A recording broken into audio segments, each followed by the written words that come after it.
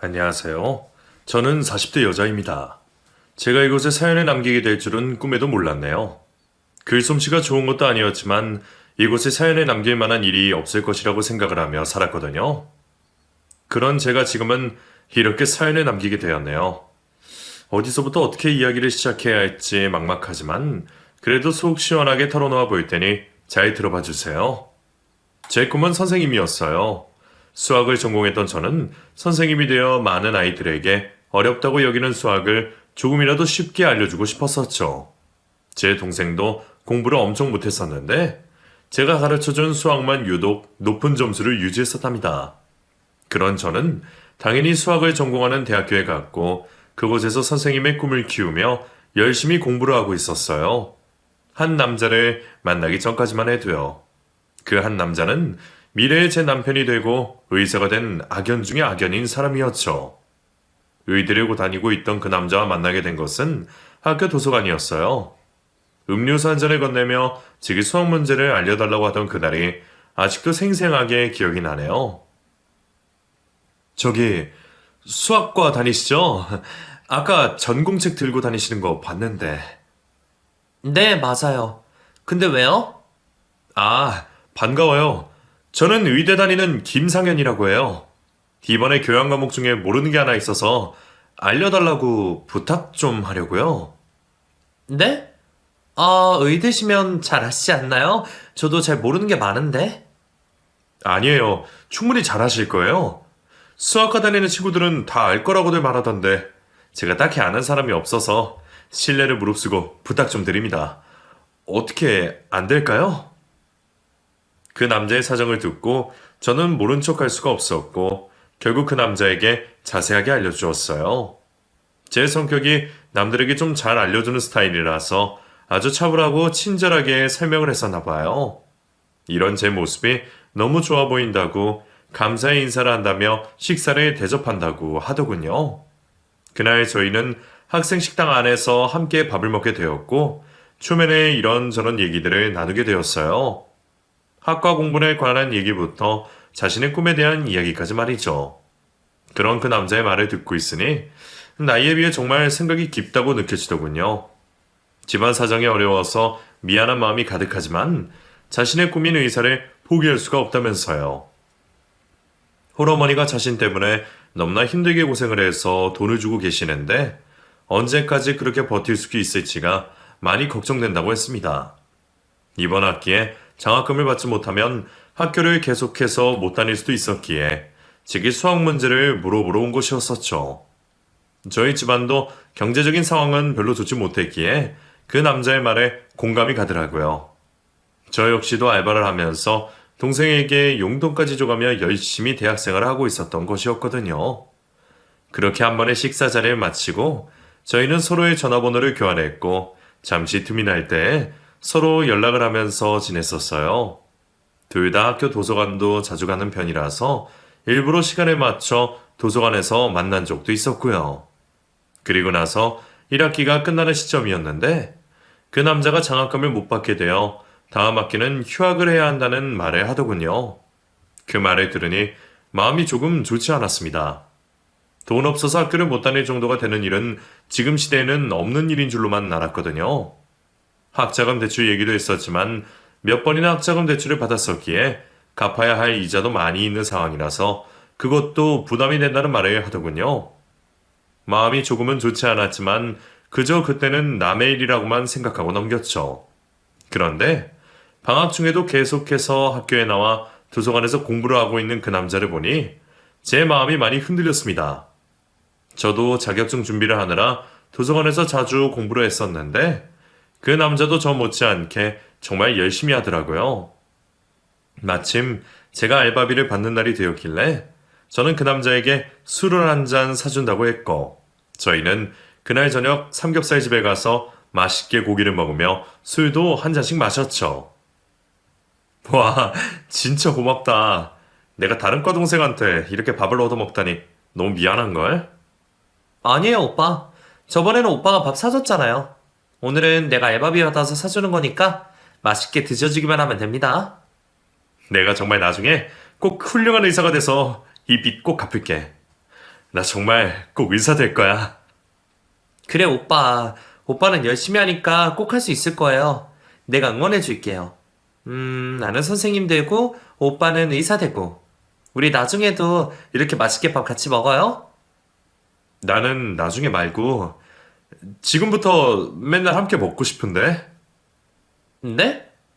아, 오빠, 그게 무슨 말이에요? 나 사실 너 좋아해. 도서관에서부터 보고 좋아했었는데 뭘로 말을 걸까 하다가 수학 문제 알려달라고 한 거야. 그 전부터 너 좋아했었다고. 생각지 못한 그 남자의 고백에 저는 당황했지만 그래도 싫지는 않았습니다. 저도 그 남자에 대해서 안타까운 마음을 갖고 있었는데 그것도 어찌 보면 좋아하는 감정의 일부분일 수도 있겠다는 생각이 들더군요. 그날 이후 그 남자는 제게 적극적인 대시를 하게 되었고 저 또한 그런 대시를 받아들였어요. 그리고 얼마 지나지 않아 연인 관계로 발전하였죠. 제 나이가 그때 대학교 2학년 21살, 그 남자의 나이는 24살이었어요. 그 당시에 저는 한창 교사가 되고 싶은 꿈을 꾸며 살아갔었는데 남자친구에게 빠져들기 시작하면서 제 꿈에 대해서 점점 멀어지는 것을 느꼈습니다. 연인 관계가 된 남친은 제게 하나부터 열까지 의존하는 스타일로 변하게 되었고 저는 그런 남친에게 헌신적으로 대해주었거든요. 남들은 여자친구를 기다린다고 하는데 저는 늘 학과 공부에 치이는 남친을 기다리며 하루하루를 보냈고 급기야는 남친과의 데이트 비용까지 거의 다 제가 지불하게 되었지 뭐예요. 그때는 뭐가 그리 좋았던지 그건 역시 하나도 아깝지가 않다고 생각했어요. 남친은 술만 마시면 집안 사정에 대하여 이야기를 하며 눈물까지 보이는 때가 많았습니다. 나는 왜 의사가 되고 싶은 걸까? 그냥 평범하게 전문대나 졸업하고 공장에 취직했으면 우리 집 형편에 딱 맞았을 텐데 말이야. 우리 엄마 나 때문에 엄청 고생만 하시고 나는 나대로 학과 공부에 충실하지도 못하고 알바를 해서 학자금 빚을 갚아야 하고 나 정말 다 때려치고 싶다. 은미야 정말 때려치고 싶어. 오빠, 그러지 마. 그래도 오빠가 하고 싶은 꿈을 위해서 오빠 엄마가 열심히 돈 벌어서 뒷바라지 해주셨잖아. 그러니까 오빠는 열심히 공부해서 꼭 이루고 싶은 꿈을 이루면 돼. 어? 힘내.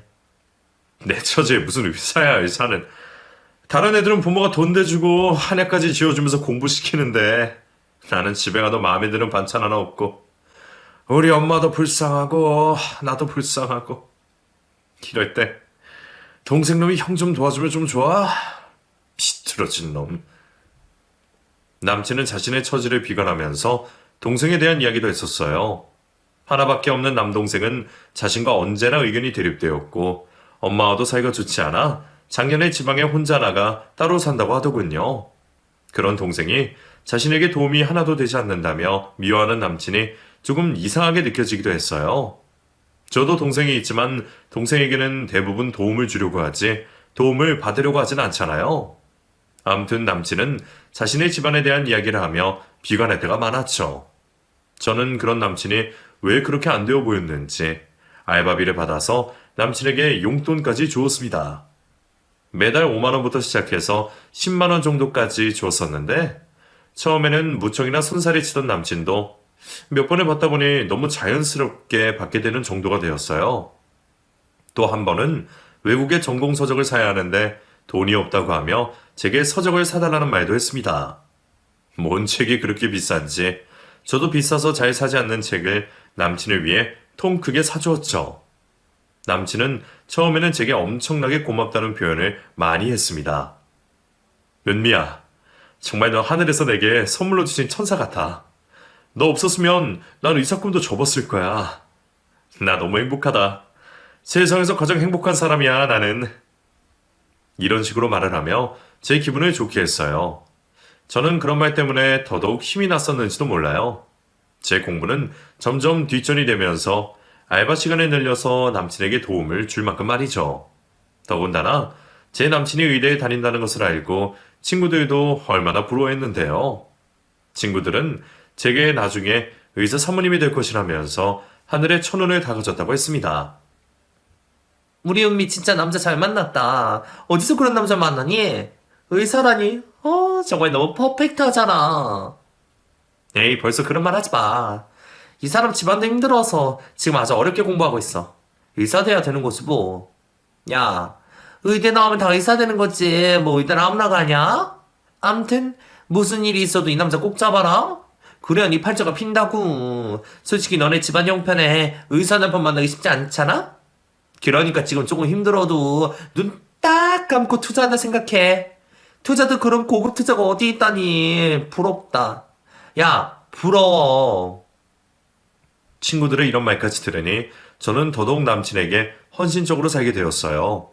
덕분에 제 학과 성적은 엉망이 되었고 결국 대학교를 휴학하면서 알바에 더 많은 시간을 할애하게 되었습니다. 그 즈음에 저는 남친의 집에 인사를 드리러 간 적이 있었어요. 남친의 어머니가 저를 보고 싶어 하신다고 하며 남친이 집에 데리고 갔었죠. 좁고 어두운 골목길에 방 2개짜리 작은 빌라에 위치한 남친 집은 제가 TV 속에서 보았던 의과대학을 다니는 사람들하고는 아주 많이 달랐습니다.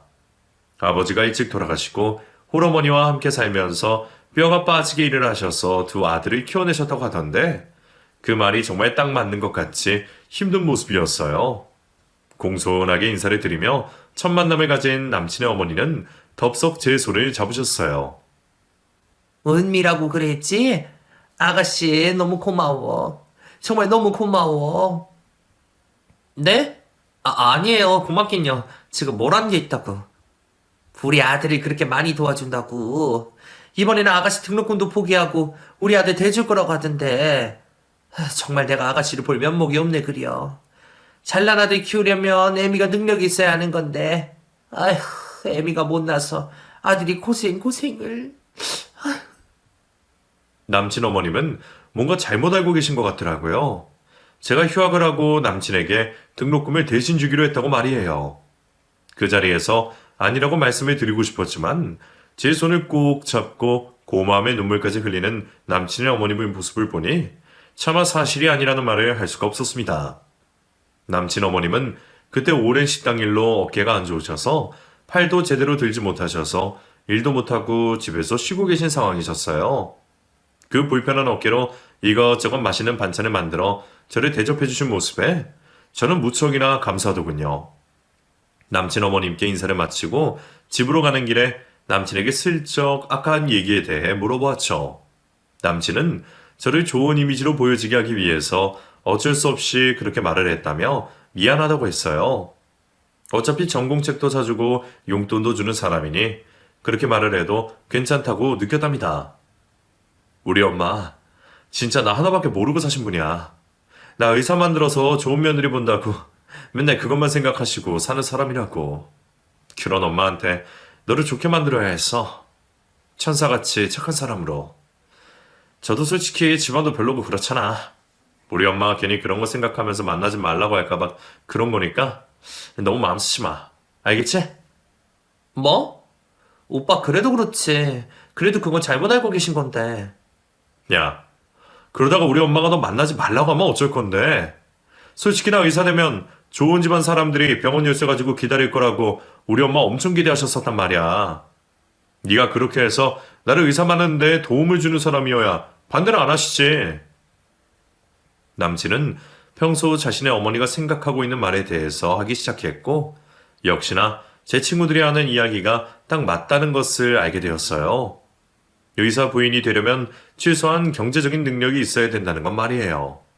그 말을 듣고 화도 났지만 그렇다고 마냥 화만 내고 있을 수도 없더라고요. 저는 그 당시에 남친을 너무나도 사랑했고 사랑하는 남친이 꼭 의사가 되기를 바랬거든요. 어차피 저는 1년 이상을 학과 공부를 놓고 있었고 선생님에 대한 꿈도 점차 멀어졌었기에 남친을 뒷바라지 해주기로 마음 먹었습니다. 그리고 나서 제 생각에 대한 이야기를 하고 저희 부모님과 남친의 어머니를 설득해 결혼을 하게 되었죠. 남친은 결혼하고 나서 바로 군의관으로 군대를 다녀오게 되었고 저는 그때 혼자 살면서 남친이 진 빚을 갚아나가기 시작했습니다. 학자금 대출을 받아 놓은 것과 더불어 제가 알지 못하는 주식으로 인한 빚까지 정말 말도 안 되는 금액을 혼자서 묵묵히 갚았죠. 훗날 의사 부인이 된다는 부푼 꿈을 꾸면서 말이에요. 저는 대학교도 졸업하지 못했기에 취직할 수 있는 회사가 한정이 되었고 지인의 소개로 들어가게 된 곳에서 받는 월급이 많지 않자 주말에 중학생들 과외까지 하면서 돈을 벌었습니다. 저희 부모님은 이렇게까지 하는 딸의 마음을 이해하기는 힘들다고 하셨지만 그래도 머지않아 의사가 될 남편을 위해서 딸이 선택한 길이니 이해해주기로 마음먹으시며 어려운 제 생활에 고기며 반찬이며 이것저것 사다 주셨어요. 남편은 이런 저에게 의지를 많이 하면서 살더군요. 자기 힘으로 할 수 있는 일도 제게 맡겨버렸고 자신이 없는 동안 온전히 제게 시모의 생활비까지 책임져 달라고 했어요. 가끔 휴가를 나오는 날에는 시모를 위해 고급스러운 식당을 예약해야 한다면서 1인당 10만 원에 달하는 식사를 결제하게 했는데 그런 행동이 처갓집에는 전혀 나오지 않았습니다. 남편은 은근히 저희 집을 무시하는 것 같더라고요. 더욱이 의사 공부를 계속해 나가면서 주변에서 결혼한 선후배들이 많았는데 제게 부럽다는 말을 많이 했었어요. 은미야, 너 그 수민이 알지? 내 바로 아래 후배 말이야. 걔 이번에 장가 가는데 호텔에서 결혼한다더라. 예식 비용이랑 신혼여행 비용, 거기 신혼집까지 모두 다 처갓집에서 대준대. 진짜 의사 사이는 아무나 보는 게 아닌가 보다. 그치? 어? 그렇네. 수민 씨는 정말 좋겠네. 좋은 집 여자 만나서. 그러니까 말이야. 아, 나도 좀 장가를 늦게 갈 걸 그랬나? 의사 면허만 따면 정말 좋은 집안 여자들이 줄을 설 텐데. 아이, 아까워. 남편은 고생이란 고생은 다 하고 있는 제게 이런 말도 서슴지 않고 했었어요.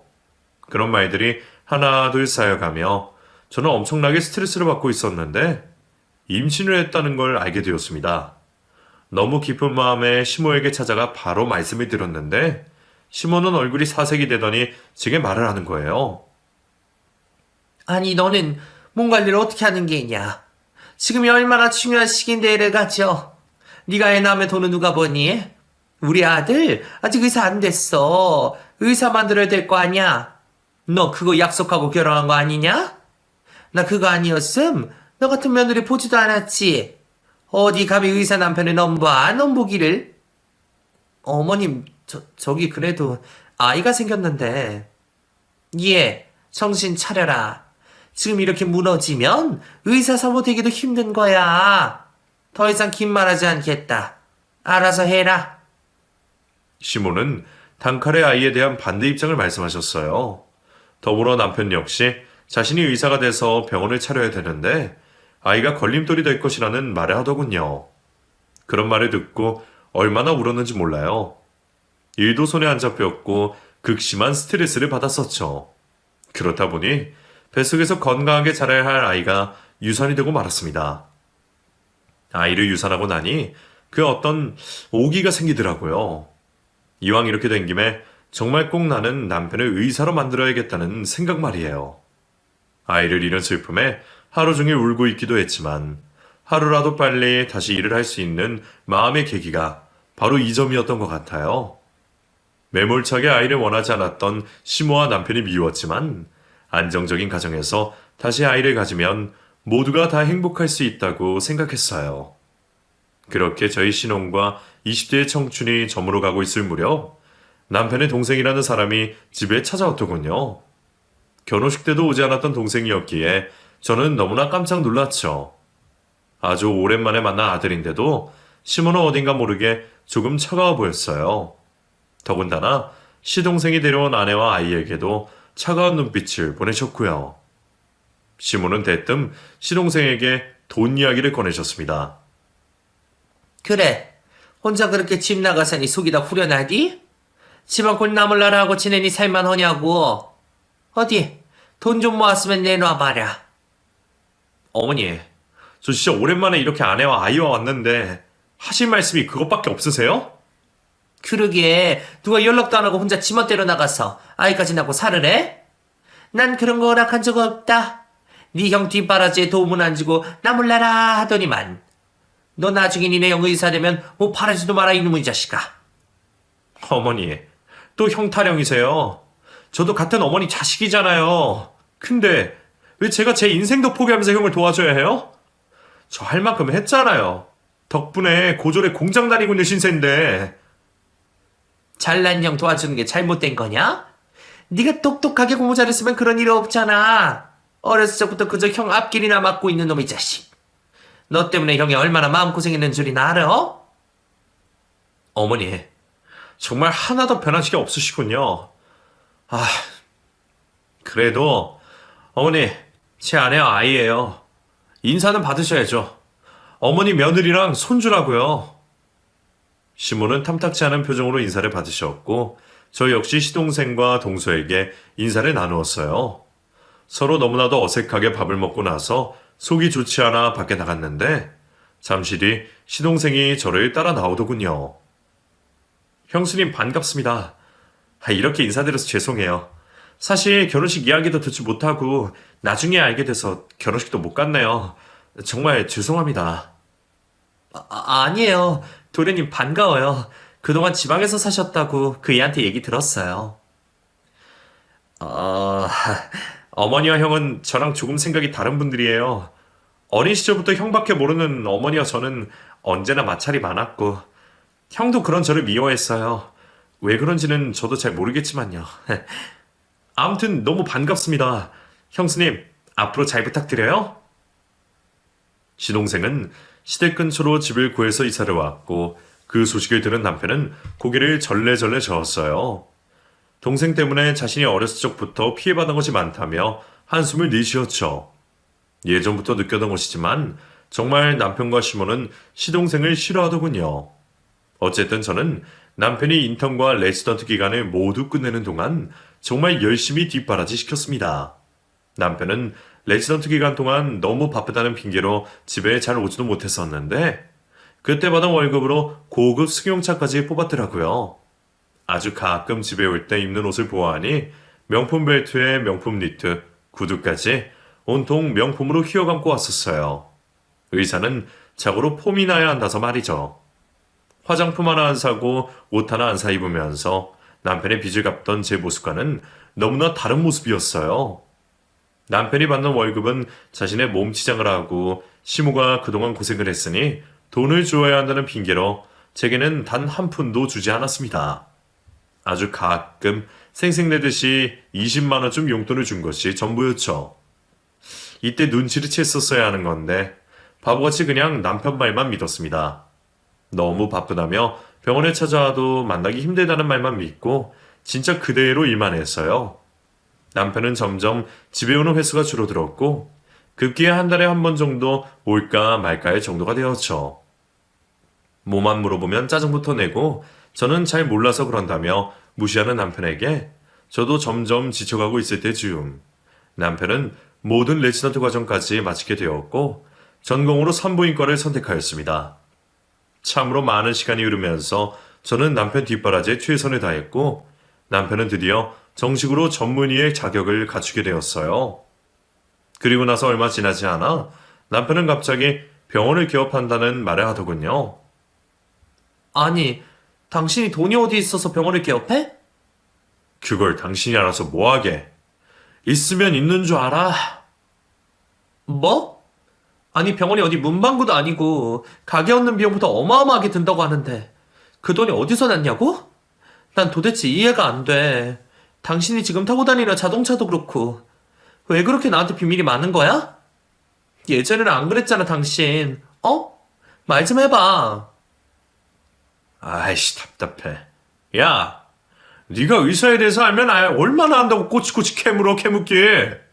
그냥 그러면 그런 줄 알라고. 능력 없는 처가 집에서 못해주는 돈인데 알아서 뭐하냐고. 저는 정말 화가 머리 끝까지 났습니다. 대학 졸업도 포기하고 평생을 뼈 빠지게 돈 벌어 시모 생활비까지 벌어다 바쳤더니 이제 와서 저런 식으로 저를 대하다니요. 뻔뻔해도 유분수지. 정말 너무하잖아요. 아주 많이 화가 난 상태로 저와 남편은 거의 말도 하지 않고 몇 달이 지났고 남편은 병원 준비로 바쁘다며 문자 한 통만 보내놓고 집에 잘 들어오지 않았어요. 이런 제 마음을 알아주는 건 시동생과 동서뿐이었어요. 이해하기 힘든 남편과 시모에 대해서 여러 가지 얘기를 해주면서 뭔가 심상치 않은 일이 일어나고 있다는 것 같다고 귀뜸까지 해주더군요. 남편과 시모는 둘이서 비밀 얘기를 쑥덕이면서 이혼에 관한 이야기를 하는 것 같다고도 말했습니다. 시동생은 제가 흥분하지 말고 정확하게 알 수 있을 때까지 일단 기다리자는 말을 했고, 하루하루 간을 조리며 살던 저는 그렇게 남편의 병원 개업식에 참석하게 되었습니다. 그리고 그 자리에서 정말 충격적인 일이 벌어졌어요.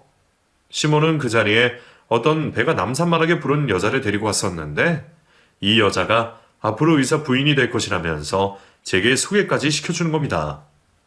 저기, 저 인사하거라. 여기 우리 아들 병원 차리게 도와준 사람이다. 네? 그게 무슨 말이세요, 어머님? 아니, 너는 귀가 먹었느냐? 우리 아들 병원 차리게 해준 사람이라고. 이분 집에서 다 돈 내줘서 병원 차렸다고. 여기 봐봐라. 뱃속에 버젓이 우리 아들씨까지 임신해 있는 거. 저는 그 순간 차갑게 얼어붙어 버렸어요. 도무지 이게 무슨 말인지 이해가 되지 않았죠. 귀가 멍멍해지면서 아무 말도 들리지 않았죠. 정신이 희미해지면서 비틀거리는 저를 시동생이 옆에서 부축해 주었어요. 형수님, 괜찮으세요? 정신 좀 차려보세요, 네? 형수님! 희미하게 들리는 시동생의 목소리에 그나마 조금의 정신을 차릴 수가 있었어요. 시동생은 시모와 뻔뻔한 남편의 행동에 할 말을 잃고 말을 했어요. 아니, 형 어머니, 어떻게 이런 일이 있을 수가 있어요? 형수님이 여기 버젓이 있는데 어떻게 이런 짓을 하냐고요? 사람의 탈을 쓰고 어떻게... 아니, 이놈의 자식이 또 어디라고 끼어들기를? 아주 지형 일망치는 데는 일인자여. 입 다물지 못해? 이놈의 못된 자식 같으니라고. 어디서 남의 집 자식이 끼어들어서 말이야. 지 부모 다 죽고 불쌍해서 데려다 키웠더니 은혜를 이딴 식으로 갚어? 어머니, 그게 무슨... 병원 안은 그야말로 난장판이 되었습니다. 남편의 상간녀는 배가 남산만하게 불러있는 상태로 뻔뻔하게 저를 째려보고 있었고, 시모와 시동생 그리고 남편은 뒤엉켜 실갱이를 벌이며 목소리가 높아져 있었죠. 그리고 또 그런 저희 가족의 모습을 바라보고 있는 간호사 선생님들과 가게 옆과 근처의 지인들이 자리하고 있었습니다. 저는 도무지 뭐가 어떻게 돌아가는지 모르는 상태로 멍하니 서 있었는데, 상간녀가 갑자기 배를 움켜잡으며 진통이 시작되었다고 하며 그 자리에 주저앉는 거예요. 배야. 아유, 배야. 애 나올 것 같아. 괜찮아? 얼른 여기 분만실로. 간호사들 뭐예요? 빨리 산모 모시지 않고. 상간녀는 그 길로 진통이 시작되어 아이를 낳으려 분만실로 들어갔고, 남편과 간호사들은 빨리 분만을 준비하였습니다. 시몬은 이제 곧 자신의 의사 아들의 씨가 이 세상에 나올 것이라고 말하며 매우 상기된 목소리를 하였어요. 아이고야, 이제 곧 우리 의사 집안 씨가 나오게 생겼구만. 아이고, 좋아라. 아이고, 좋아. 저는 시모의 얼굴이 악마같이 보였어요.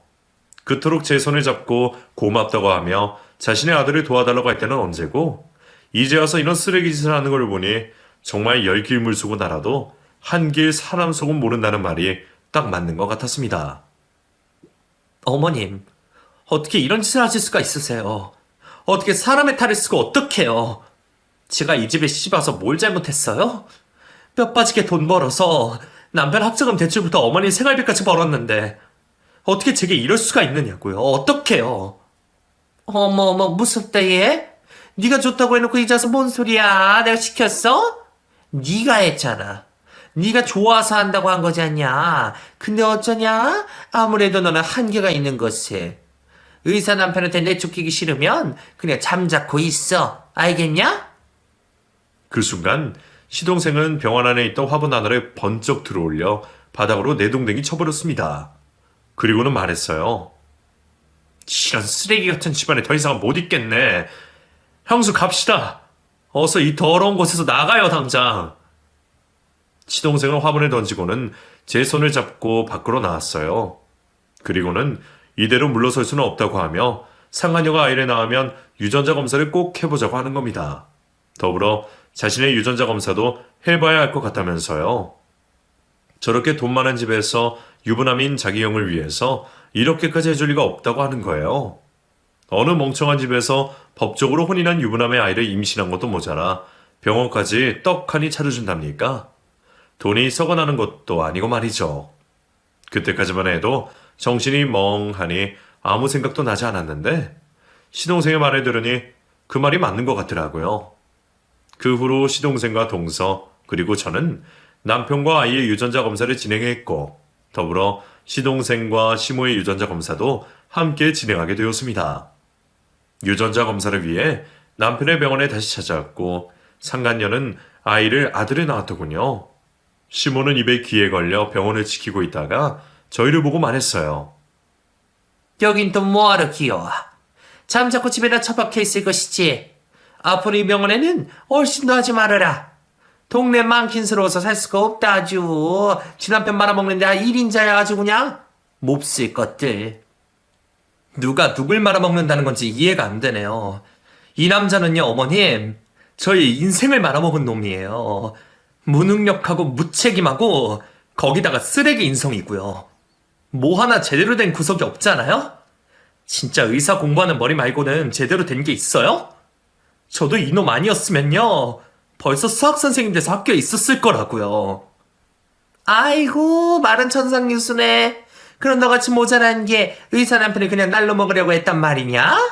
어쩜 그렇게 염치가 없냐? 없어도 너무 없다.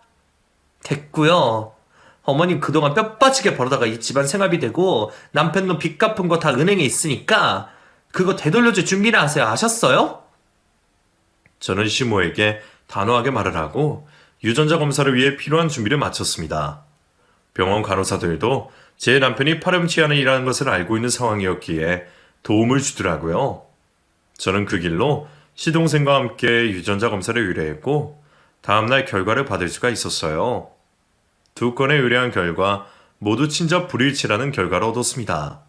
그러니까 상간녀가 낳은 아이는 제 남편과 친자 불일치, 그리고 시동생은 시모와 친자 불일치였던 것이죠. 저만큼이나 충격이 컸던 시동생은 온몸을 부들부들 떨면서 화를 참지 못하고 있더군요. 이랬구나. 이래서 나를 그렇게 미워했구나. 놀이동산에서 나를 놓고 가려고 했던 것도 그것도 다 진짜였어. 도대체 어떻게 된 거야? 아, 형수님. 죄송해요. 이런 못난 모습을 보여서. 형수님도 힘드실 텐데 제가 도움도 못 되고. 아니에요, 도련님. 무슨 말씀이세요? 저는 더 이상 충격받을 일도 없는걸요. 생각해보면 제가 너무 바보같이 살았던 것 같아요. 이미 애초부터 남편이란 작자는 제게 관심도 없고 오로지 자기 의사가 되는 수단으로 생각했던 건데 제가 못났죠. 하지만 이 결과를 보고 아마 그놈도 그놈 엄마도 적잖이 충격받을 거예요. 사람이 죄 짓고는 못 산다더니 꼴 좋네요. 그래요, 형수님. 제가 도울게요. 제 지인 중에 변호사님이 계시는데 그곳에 가서 이 상황을 모두 말씀드리고 도움을 받자고요. 얼른 가봐요. 제가 끝까지 도와드릴게요. 그렇게 저와 시동생은 바로 변호사 사무실로 향했고 이혼을 향해 달려나갔습니다. 20대 초반부터 남편과 시모를 향해 시작된 저희 돈벌이에 대한 모든 과정이 은행 거래 내역에 죄에다 찍혀 있으니 그것으로 증거 자료가 되는 것 같더라고요. 하다못해 집에 전세 보증금을 올려주는 것도 제가 다니는 회사 담보로 대출을 받아 진행했고 제가 갚았으니 말이죠. 남편을 레지던트를 하는 과정에서도 거의 단 한 푼도 집에 가져다 주지 않았었습니다. 아무것도 모르고 그저 자신의 아들이 태어났다는 사실에 기뻐하고 있는 남편을 향해 다시 한번 찾아갔고 당당히 말했어요. 야, 이 바보 같은 놈아. 나를 속이고 이딴 짓을 꾸민 건 참 대단한데 너도 나랑 똑같은 놈이야. 멍청하다고. 뭐? 야, 너 그게 무슨 소리야? 집에서 쫓겨날 생각이나 해. 쓸데없는 말 하지 말고. 쫓겨나? 내가? 그 집 내 돈인데 네 빚 내가 다 갚았고 여태껏 생활비랑 니네 엄마 생활비까지 다 내가 갚았는데? 똑똑히 들어.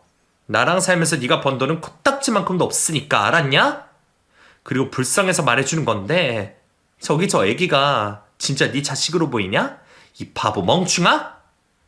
너 무슨 쌍소리 그렇게 하냐? 미쳤어? 아, 진짜 못 배운 것들하고는 애초에 상종을 하지 말았어야 하는 건데. 아휴. 똑똑히 봐. 저 애가 누구 자식인지. 네 피가 코딱지만큼도 안 섞였다고 여기 나오지 않냐 이 바보야. 미쳤다고 너한테 병원을 왜 차려주겠어. 그거 다 저 여자 합법적으로 의사 부인시키려고 꾸민 거 아니겠냐? 너 그렇게 머리가 안 돌아가냐? 딱 봐도 그림 나오는구만. 어디서 임신해 갖고 와서 의사 사무자리 만들어주려는 거. 아이씨, 이게 정말 미쳤나? 못 믿겠으면 이거. 이 결과지 보고 얘기하고. 미안하지만 여기 병원 간호사분들도 이 집안 꼬라지를 다 봤으니 병원계에서 소문나는 건 한순간일 것 같다. 뭐 이제 나랑은 상관없는 일이니까 네가 알아서 하겠지. 잘 먹고 잘 살고 우리는 법원에서 만나자고. 유전자 검사 결과지를 받은 남편은 두 손을 벌벌 떨면서 한동안 아무 말도 못하고 있었어요. 저희는 그 길로 병원 밖을 나왔고 시모의 집으로 향했어요. 시동생은 시모에게 꼭 하고 싶은 이야기가 있다고 했고 제가 동행해 주었죠. 시모를 보자마자 시동생은 과거 놀이동산에서 자신을 버리고 도망갔던 것이 진짜냐고 물었고 시모는 아주 당당하게 맞다고 하시더군요. 돌아가신 시부의 소원 때문에 친사식이 아니라는 말도 못하고 어거지로 키우긴 했지만 시부가 돌아가시자마자 몇 번 시동생을 버리려고 했었나 봐요. 시모는 시동생의 부모는 돌아가신 시부의 남동생 내외였고 교통사고로 한 번에 돌아가신 바람에 어린 시동생을 호적에 올려 키우셨다고 하네요. 누구는 키우고 싶어서 키운 줄 알아? 내 아들 뭐 키우고 입히고 해야 되는데 너 때문에 내가 아주 얼마나 골머리가 썩었는데. 너만 없었으면 우리 의사 아들 훨씬 더 잘 키울 수 있었다고? 그럼 차라리 고아원이라도 보내지 그러셨어요. 거기 가면 차별 대우라도 안 받았을 거잖아요. 저는 평생 어머니와 형에게 버림받은 존재로 생각하며 살았다고요. 그동안 키워주신 거 감사하고요. 다시는 앞으로 뵐 일 없을 겁니다. 울부짖는 시동생을 데리고 저는 시모 집을 빠져나와 버렸어요. 더 이상 사람 같지 않은 말에 말을 섞고 싶지도 않았거든요. 집으로 오자마자 얼마 되지 않은 남편의 짐을 싸서 병원으로 보내버렸고 바로 이혼의 수순을 밟았어요. 남편은 위자료와 재산분할 부분에서 말도 안 된다며 제게 쌍욕을 하고 합의 이혼을 해주지 않았는데 알고 보니 상간녀의 집안에서도 된통 당해나 보더라고요. 그 병원 간호사와 연락을 하게 되었는데 상간녀의 부모가 병원에 찾아와서는 개판을 치셨다고 하더군요. 가진 것도 없는 주제에 이런 병원 차려줬으면 남의 자식도 감사하고 키워야지 하면서 남편의 얼굴에 주먹질까지 하셨다고 했습니다. 그 일로 병원계에서 소문이 파다하게 퍼져서 벌써 남편의 대학 선후배들은 이 사건을 다 알 정도가 되었나 봐요. 결국 이혼 소송의 과정으로 들어가게 되었고 저는 마음을 다잡기 위해 다시 공부를 시작하기로 마음먹었죠. 그동안 제 삶을 돌보지 못한 것을 후회하면서 말이에요. 먼지가 수북하게 쌓여있는 낡은 대학교 전공서적을 꺼내더니 왜 이리도 눈물이 나던지 주체할 수 없이 흐르는 눈물에 책의 한 페이지가 눈물에 젖어버렸죠. 이대로 제 인생이 끝난 것만 같아 눈물이 멈추지가 않았어요. 몇 시간이 지나 저는 다시 마음을 단단히 먹었습니다. 다시 시작해보기로 했어요. 아무리 힘들어도 남편놈과 살던 그때만큼 힘든 일은 없을 것이라고 생각했죠. 그리고는 다니던 직장을 그만두고 며칠 동안 서점을 다니며 중고등학생 수학 문제집을 사서 풀었습니다. 그렇게라도 하니 마음이 조금 안정되는 것 같더라고요. 그 후에 저는 친한 선배가 하는 학원에 취직할 수 있었어요. 워낙에 이쪽에 손을 놓은 지 오래되어서 월급도 많이 받을 수는 없었지만 제 꿈을 실현할 수 있는 곳이라 생각하고 감사하며 일을 했습니다. 몇 달 동안 시간이 어떻게 지나갔는지 모를 정도로 바쁘게 지냈고 드디어 이혼 소송의 과정은 잘 마무리가 되었죠. 학원에서도 나름 인기 있는 선생님으로 자리 잡고 있답니다. 저를 위해서 사는 삶, 제가 하는 싶은 일을 하며 사는 삶이 얼마나 기쁜지 깨닫게 되었어요. 비록 이혼이라는 가슴 아픈 일을 겪었지만 오히려 이 일로 인해서 저는 더욱 단단해졌다고 해야 할까요? 제 삶을 사랑할 수 있게 되어서 많이 기쁩니다. 부모님과 남동생도 이제와 하는 얘기지만 제가 그동안 너무 바보같이 살았다고 하세요. 젊은 애가 대학도 포기하고 남편 의사 뒷바라지 한다고 모든 것 다 포기하고 사는 모습에 안타까움도 많았었다고 하시더라고요. 그렇게 1년 정도가 지난 후에 전 남편에게서 연락이 한번 온 적이 있었어요. 저보고 다시 시작하자고 하더군요. 자신이 운영하고 있는 병원도 지금 정리하려고 하고 있다면서 말이죠. 어쩔 수 없이 병원 때문에 남의 자식을 키우고 있긴 한데 그 여자가 또 다른 남자를 만나고 있는 것 같다고 했어요.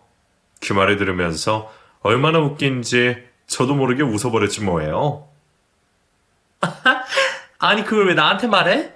애초에 그런 여자인지도 모르고 만났어? 재미있게 잘 즐겼잖아. 아니야, 정말 난 억울해. 내 말 좀 들어봐, 미야. 그게 있잖아. 내가 처음에도 말이야. 아니, 됐어. 뭘 들어. 그럼 쓰레기한테 쓰레기가 가지 뭐가 가겠어? 너 쓰레기야. 쓰레기 같은 놈이라고. 그러니까 당연한 결과야. 뭐? 쓰레기라고? 너 어떻게 나한테 그런 말을 하냐? 그래도 한때는 우리 많이 사랑하던 사이잖아. 아유, 이 답답아. 너 진짜 완전 바보야, 바보. 야, 됐고, 더 이상 전화하지도 마라. 우리가 이렇게 연락할 사이는 아니잖아? 스토커도 아니고 왜 전화 10번씩 해. 안 받으면 하지 말지. 너 때문에 내가 오랫동안 쓴 전화번호까지 바꾸고 싶지 않거든? 그러니까 다시 한번 이딴 식으로 연락하면 경찰에 신고할 거니까 그런 줄 알아? 남편은 아직도 정신을 못 차리고 바보같이 살고 있더라고요. 사람은 정말 변하지 않는다고 하더니 그 말이 진짜인가 봅니다. 어떻게 저한테 전화해서 저런 말을 할 수가 있을까요? 여러분도 주변에 저런 사람이 혹시 있으신가요? 있으시다면 당장에 빨리 벗어나시기 바랍니다. 시간이 지나면 후회만 더 남을 뿐이거든요. 이곳에 털어놓고 나니 이렇게 개운할 수가 없네요. 다이어트를 한 것처럼 온몸이 가벼워진 느낌이에요. 여러분들 행복하시고 건강하세요. 뭐니 해도 건강해야 행복도 누릴 수 있는 것 같아요. 하고 싶은 일 하시면서 우리 오래오래 행복하게 살아보아요. 지금까지 제 이야기 들어주셔서 감사드립니다. 이상으로 이야기를 마치겠습니다.